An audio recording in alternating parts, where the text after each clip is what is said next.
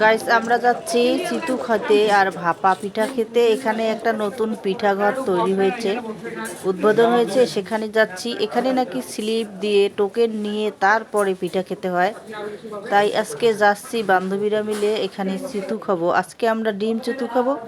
এই যে প্রথমে আমি এখানে টাকা দিয়ে টোকেনটা নিলাম, নিয়ে 2 কপি রিসিপ্ট দিয়েছে, একটা দিচ্ছি ওদেরকে আর একটা আমি নিচ্ছি। তারপরে এখানে ওয়েট করতে হবে, অপেক্ষা করতে হবে, তারপরে আমরা পিঠাটা পাবো। কিছুক্ষণ আমরা বাইরে ঘুরে ফিরে করলাম, দেখেন এখানে বসে সবাই খায়, যে এখানে আরও খাচ্ছে।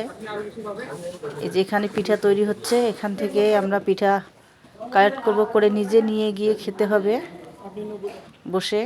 এই যে আমাদের আমরা অর্ডার দিয়েছি ডিম চিতু আর ভাপা। খাবেন না পার্সেল নেবেন? আমাদের পিঠা রেডি হয়ে গেছে, এই যে এসে গেছে, এখন আমরা খাবো। এই যে এরা হচ্ছে ফরেন, এরা হচ্ছে নেপালি স্টুডেন্ট। এই পিঠা ঘরটা হয়েছে এই যে বড় একটা হসপিটালের